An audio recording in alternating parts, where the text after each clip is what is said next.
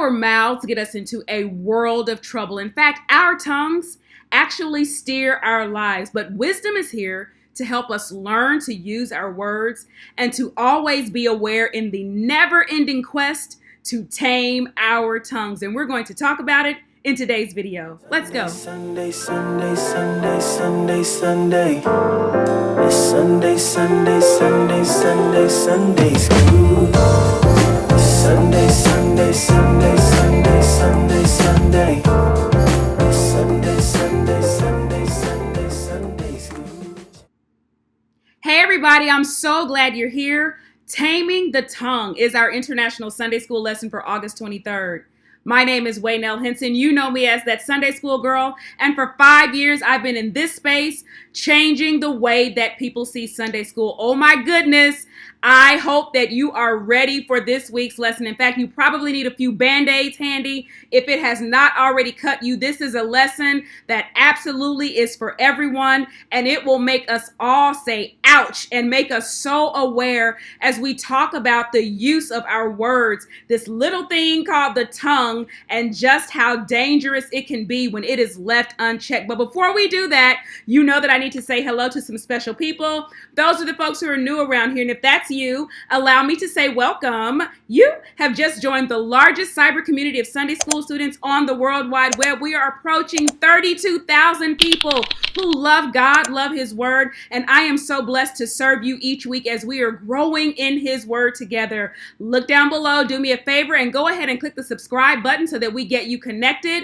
Also, look for your notifications bell so that you get that notification every time there's content uploaded on this channel. We're currently uploading at least 3 videos a week. That is Markup Monday. We all start here on Mondays at 7 o'clock p.m. Central Standard Time, where I go live for a preview of the week's lesson. I share a free template with you that you're able to sign up for on my email distribution, and we read the lesson and get ready to study in the week. We develop our own personal study template for the week, and then either you come back to this video and review by video, or I welcome you to come back on Sunday morning at 10 o'clock a.m. Central Standard Time when I go live for those who are not back in our traditional worship settings at this time.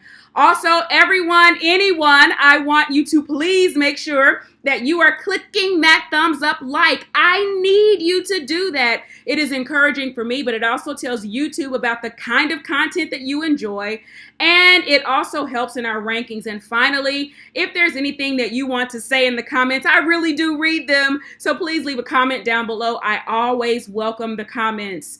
Step Summit 2020 is going to be explosive. I cannot tell you how mind-blowing the response has been. There are several hundred people who are registered for Step Summit 2020, and I hope that you are planning to be there. VIP registration has ended, but you can still get in on the general registration. We're going to actually have to shut that down about a week out because with the numbers being as they are, I want to make sure that we have the opportunity to serve everyone fully and in the spirit of excellence. So head over to stepsummit.com if you're looking for Sunday school teacher training, Christian education leader training. We are going to do that in a digital space, in a virtual environment, September 18th and 19th, and I want you to be there with us. All right, I told you there is so much in this week's lesson, 12 little verses, but I continue to say these short studies are sometimes our most challenging because they cause us to really turn that mirror and look at ourselves and see what it is God is saying to us. So this week, Taming the Tongue. That's our lesson title, and I said on Monday that I knew when I saw this lesson title, when I typed it Sunday night, I knew it was going to be a long week because as we study, I am sure that you become more aware of the subject matter. So Taming the Tongue, our Bible basis is James chapter 3, verses 1 through 12. The Bible truth, James urges believers to use their speech to build others up rather than to tear them down. Our memory verse is verse 5, and the lesson aim is that we will explain how James's illustrations demonstrate the power of the tongue, repent of times when we used our tongues and ignited destructive fires, and practice controlling the tongue so that it becomes a consistent source of refreshment to others. I know that from the time you were a child, someone has probably been talking to you about your words, about your tongues. I remember being in elementary school and being told to hold your tongue, or even in schools now when you hear a reverse countdown or you hear a particular clapping pattern, that is to let people know that the noise level, what mouths, combined mouths are making a sound that's too loud in the halls or in the cafeteria. There's always an awareness around us about what our mouths are doing. And even if we don't have those external sources, there should be something on the inside that helps us to understand when we are about to get off the tracks with our words. We have to be so careful. Our mouths do get us into a world of trouble. I remember phrases when I was young, like, I'll wash your mouth out with soap. Now, that never really happened to me. I always really wondered, do you really literally mean soap? And maybe someone did, but I always knew that that was a way to bring an awareness to someone about their words, using their words, the right words in the right way. And as people of God, learning to use our words in ways that are building and are constructive, but also being careful that we are not being loose-lipped. Loose lips sink ships. And you've heard phrases like, oh, he or she is like a broken refrigerator. They can't keep anything. Well, James is telling us that is not how God's people should be. There should be something different, something special about us as the people of God. Remember, this is our 4th week in the book of James. And so you have lots of background right now. And you know, this is James, the half-brother of Jesus, who is writing, remembering in the beginning that he and his family didn't really receive Jesus as a prophet, but as the Savior. They understood who he was, and James became a great leader. And here he is writing to his brethren who have faith in Christ Jesus. And he's not arguing theology or doctrine, but he is literally trying to help them to learn how to live successfully every single day. And so as we look over our last few weeks' lessons, we know we've been building up to this because this isn't the first time we've seen or heard James talk about the tongue. Even as we go back to our study from chapter 1, he talked about being quick to listen, slow to speak, slow to engage your mouth, slow to engage that tongue, and slow to get angry about things. And over we see the use of words. Even in last week's lesson, we saw the use of speech or language as it related to responding to someone in need. So not using our words in a way that didn't have real power or didn't intend to be productive. And now here he is, and he gets very direct on just how purposeful or how dangerous our tongues can actually be. We are continuing in our series on wisdom. So as we read this passage in James, you should be looking for those connections, or you should have made those connections with wisdom as James goes between these ideas of taming the tongue and the terrible evil things that the tongue can do and produce, balancing it against wisdom and wisdom that comes from God, knowing that wisdom from above is the type of wisdom that doesn't produce destruction, but it is about peace and good output, good product, good fruit. So let's look at James chapter 3, verses 1 through 12. In verse 1, my brethren, be not many masters, knowing that we shall receive the greater condemnation. As I started reading this passage, I was really I looked for ways to make it connect with where we are today. And one thing is for sure, in challenging seasons, in seasons of difficulty or uncertainty, it is very interesting the number of voices that will rise, whether that is your family, your friends, and even in a Christian context, sometimes teachers and preachers and prophets, life coaches, the voices that emerge in difficult times that look for an ear that will hear. And as we look at this audience, they have seen other people who have been teachers, and it probably looks like that would be a really great job. I think I would enjoy doing that. And James brings a word of warning or a word of caution to them that they should be on guard about aspiring to be teachers without taking into thought the accountability that goes along with the assignment. One of the ahas for me, even as I get into verse 1, is that we should be on guard for people who look to be teachers to us in certain seasons. Why do they want to be the voice right now? What is it that they have to say? Why do they believe that they have a word that is greater than any other for you in this time and season? So let's look at James's warning as he talks to those who aspire to be teachers. They believe that they want to teach. And his assessment is, not all of you really need to be teachers, because teaching is more than just an aspiration or a desire. It involves really taking an inside look. And so he very clearly establishes that not everyone should teach. So he's telling them to sort of slow down and let's get really clear on what this is before you figure out if this is what you want. Teachers are definitely needful. So what you'll see is that James does not argue that there is not a need for teachers, and he doesn't even knock their aspiring to do something. But what he does push them to do is really look at their why. And if you are a teacher, I think this is a great lesson for you to just pause in verse 1 and examine your why. Why are you a teacher? Why are you a Sunday school teacher? Why are you a small group leader? Why are you a Bible study leader? Why are you a minister? Why are you a pastor? Why are you an evangelist or a missionary? Why did you want to do that? Was it that God called you to do it? Did you get pushed into it? Did it seem like it was just a good thing?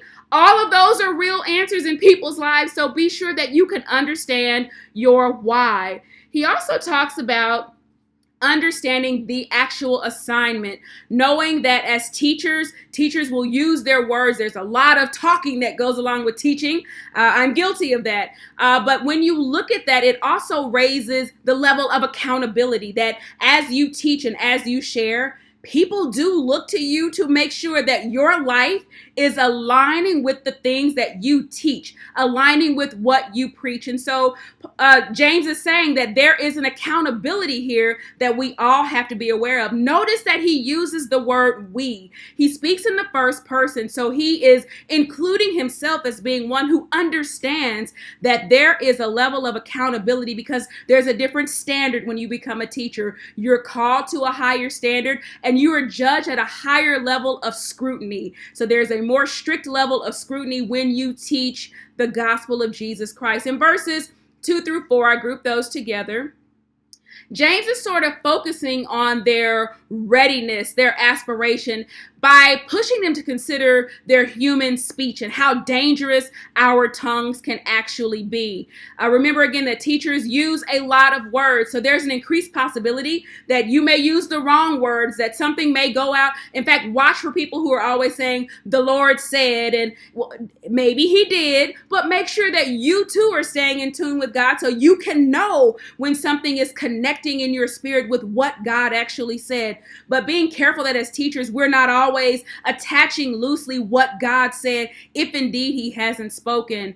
As James looks at teachers, remember in this time, teachers would teach publicly and people would gather around. And so again, their words would be important because your words always fall somewhere. Your words are going to fall on the ears of students or listeners. And so he is pushing, again, teachers, aspiring teachers to say, make sure that as you think about what it is you're going to be doing, that when you teach, that accountability, none of us is going to be perfect, right? So when we use our words, we have to know that there may be something that is said that doesn't land the right way. And we have to be careful that our words don't land in ways that are destructive and that are hurting. And so when he looks at this idea of being perfect, he's very clear that no one is perfect. No teacher is perfect. No pastor is perfect. No ministerial leader is perfect. But I asked myself the question, why would you want to follow a new teacher? Remember, these are people who are considering becoming new teachers. And so first, again, he's pushing them to look at lifestyle, that accountability, the why you would actually want to follow someone in the work that is being done. He also pushes them to realize that we all make mistakes. Again, no one is perfect. We all make mistakes. And he is also looking at what it means to have self-control. This idea of being picture perfect is one that he lets us know nobody achieves being picture perfect. Everyone makes mistakes. How do we know that we're not all perfect? Well, we only have to look at the area of self-control in our lives. James tells us this, that if there were a perfect person, we would know that individual by their ability to control their tongues. Let's look at the three metaphors that he uses to explain how a very small thing actually controls something large. The first is using a horse. If you've ever ridden a horse, you've had control of the reins, and there is a bit in the mouth of the horse, and you've used that to give the horse guidance, to tell it when to turn, how to move. It keeps that animal under control, under subjection. The second metaphor is the use of the helm at the ship. The captain is steering a very large ship on a lot of water. No matter what comes, the winds that blow, the storms that may come, the captain has control of the ship by a tiny thing called the helm. What is his big idea? The big idea, again, is that we can control very large things with something very small, very simple tools that steer a thing, that show it where to go so that it doesn't go wild, or it doesn't make a mess, or it doesn't flip upside down. You see where we're going with the tongue. He's talking to us about how we can control this small thing to keep things from going off the rails, becoming a mess, going absolutely wild. The tongue, when it is under control, can be used to speak life. It can be used to build dreams, to speak encouragement, to speak positivity. We're talking about taming the tongue, and James says this is a really awesome idea if we could ever get it to happen, but he continues to hammer that it's this tiny thing that gets us in trouble. Here's the third metaphor. He calls the tongue a fire. He says that the tongue is a fire, and it is set on fire by hell itself. We underestimate small things so very often because we think that we can control them based on their size. But as we talk about taming the tongue, James argues that that is nearly impossible, because as a fire, it just takes a little bit of fire to make something really big happen. It was Smokey the Bear, thank you, Brother Brandon Williams, that told us only you can prevent forest fires. And if you think about our words being used as that spark that can start massive forest fires, you think about how gossip can spread. It just takes a little, I think I heard, or did you hear that, or did you know that? And before you know it, there can be terrible things that are spun out. People are harmed, their lives are hurt because words were used in a dangerous and reckless way. So it's this small member that defiles the body. We know very actively in our country there are wildfires that are burning even in the state of California, and we pray for those people who are impacted. Some in our own community are even impacted, and we're praying for you. But that is a very, very clear visual for us for just how out of hand the nature of fire can be. What do we know about fire? That it's unpredictable, it's fast moving, it's destructive, it gets out of control, and most of all, it is devastating. And so when we think about our words in that way, it should make us mindful that we don't want to use our words in ways that are so fast moving that they become destructive, that they get out of control, and that they devastate human life. James is really forcing us to take a look at the power of our words and the uses of our tongues. He tells us that there's a dual capability in our tongues, that they're powerful because we can use words to create, but they're also very potentially damaging because we can use words that tear down and that destroy. Interesting for me, and James writes this, that the same tongue that is used to build up is the same one that can destroy. I give you references in your TSSG notes on other scriptures that talk about our use of words and language. Maybe you have a pet. I have a dog niece. Or maybe you remember going to the circus as a child. But what James explains to us is that we can tame all sorts of animals. We teach them to do tricks. They obey us. We put clothing on them. We take them out in public. But we can't tame this tiny thing in our own mouths called our tongues. He says that it is unruly and it is full of deadly poison. And when you think about poison, at minimum, it may make you sick. But James says this is the kind of poison that can kill. Then he explains a very sad reality.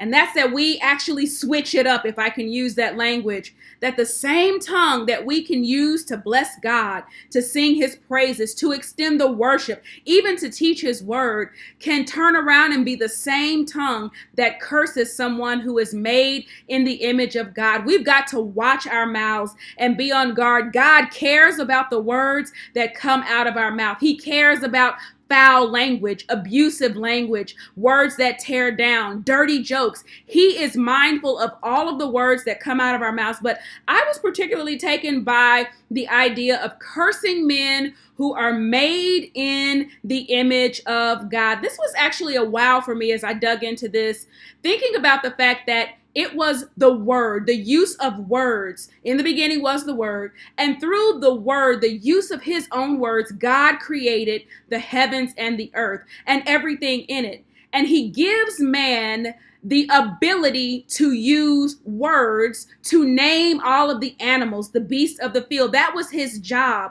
And now the very thing that God gave to man for good, to speak life and to create, is the very thing that he now takes to turn and tear down and speak death and to kill the thing that God created in his own image. This lesson for me makes me so aware, in fact, convicting in a way that I want to be sure that I am handling God's people in the mindfulness that men and women are made in the image of God. We are his creation. My brothers and my sisters are his creation. In verse 11, he pushes us to examine behavior using a rhetorical question. He's asking about water. Can bitter and sweet water come out of the same fountain? What comes off of a tree? Do you get, if you have a fig tree, would you expect to get olives off of it? He's talking about what is produced. And when you think about something being produced on a tree, it happens through work, through activity. But a tree always produces consistent fruit. And so when we see things that are not consistent in the lives of believers, it should be as alarming as if we were to see oranges on an apple tree. It should alarm us in that way when we as people of God or people around us don't align with who it is that we say we are and who we represent. In verse 12, he asks the same question. That's the question. Can a fig tree bear olives? Does a vine tree bear figs? So no fountain. This mouth cannot be the same mouth that has salt water and fresh. We can't curse and praise from the same mouth. Our tongue deceives us, making us believe that it can be both bitter and sweet, and that be okay with God. But James is helping us to understand as mature believers that we've got to watch our mouths. There was a song as children we sang, watch your mouth, what it says. There's a Father up above who's looking down in tender love. So watch your mouth, what it says. And we've got to even watch how we speak to one another, again, being mindful that we're talking to other image bearers. And when you really get that in your mind, it will make you aware that image bearers reflect the Creator himself. And so it's so important that we think about that. Let's make one more wisdom connection here. As you look at this, you'll see that James is not giving us a fix. We don't get like 7 steps to having a perfect tongue. But what he does is calls us to a level of awareness that our default, when we think about it, our default each day is very different than what God designed us to be. And so it takes a mindfulness on our part to actually walk in continued efforts to align ourselves, to align our daily behaviors in ways that edify the Father, in ways that speak to the relationship that we have with God. And so we are accountable in how we use our words. Remember, again, word is important. In the beginning was the word, and God created everything using his words. As you look through scripture, you'll see so powerfully the use of words, and how so many times when you even look at the use of the words that Jesus used, his words were used to build and to heal the hurting and to make things out of nothing. If you look at how words are to be used, look at the model of Jesus and look at how wisdom should be present. Wisdom will show us how to use these tongues, and that's a great learning for us. We tend to want to respond out of feeling and out of emotion, and how, quite frankly, we feel entitled to speak, but we've got to be mindful that our words do matter. Let me get to my key learnings because I think there is some redundancy in here as I'm closing. Words do steer our lives, and so we've got to ask for wisdom. Remember, James began in chapter 1 saying that if you didn't have wisdom, you could ask for it, and ask God for wisdom even in how we use our tongues. Wisdom in how to respond, wisdom when to speak, and wisdom when not to speak. Sometimes even just having the words is knowing when it's okay to put those words in a place, but wisdom will show us when we are to speak. So we can ask God for wisdom. We can mature in the ways that we share our words. We've got to watch what we say. And I continue to say that what we say is not just with our mouths. I know this lesson is about the tongue, but anymore our fingers are becoming an extension of our tongues and what's in our minds and our hearts. So watch what you put on a keyboard. That is another way of using your words. Watch your words verbally. Watch your words digitally. We are accountable for what we say. Also, watch your aspirations. There is nothing wrong with desiring to serve. However, you've got to think about your why. Be really clear that you understand the assignment and that you're willing to commit to the level of accountability that comes with teaching and with serving God's people. Check yourself. We are not perfect people. We live each day, though, with an awareness and a consciousness and a desire to reflect the heart of God and to reflect what it is that you teach. Shame on us if we commit as teachers and we share this word and we go out and our lives don't line up with the things that we are teaching, that our faith level is not growing proportionately with the word that we teach. Shame on us. Remember this, we can always talk later, but you cannot bring words back in once you have put them out. So we've got to be careful about speaking out of a place of frustration, speaking out of a place that tends to reconcile our unhappiness with the use of our words. If your words are used to hurt people or to let people know exactly how you feel about a thing, we've got to be careful about that. Remember that our words, our tongues are fires, and they can set off very large forest fires. So again, watch your mouth.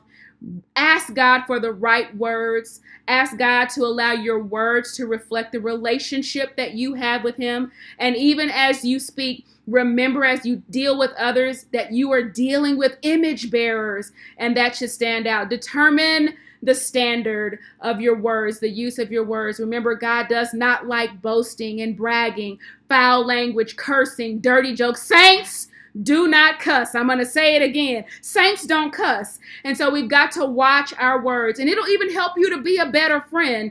If you don't gossip, your friends will know not only do you not gossip, but they'll trust you as a friend to know that you're not going to go out and gossip about them. So many more key learnings. I can't give them all to you. Go ahead and get the TSSG notes. There are more in here. And I also kind of have just some steps that we can use for our own development, some easy things that we can do to call into remembrance so that we use our words in ways that build and don't tear down. This is the lesson this week. I'm going to stop right here. You are more than welcome to join me on Sunday morning. If you don't have a Sunday school, I will be live at 10 o'clock a.m. And we'll go through this lesson and we're going to talk about it, and I use all my questions and we have our back and forth discussion on Sunday morning. I know that you would enjoy it. I really think that's it. Please don't forget to give this video a thumbs up, like, and make sure that you are subscribed. Share this video with a friend. I love you all so much. I'll see you in Sunday school. Bye, everybody. Ag makes a great incentive gift, or maybe a gift for your favorite Sunday school teacher. If you like it or want to see some other great stuff, please visit my Etsy store. If you're looking for ways to raise the conversation and open up discussion, please look down in the description box below and you'll find the discussion questions that I've developed for this week's lesson.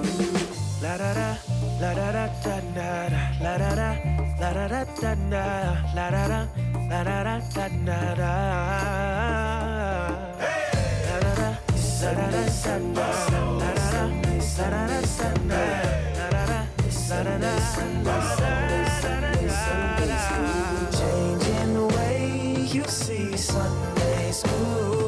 that Sunday school.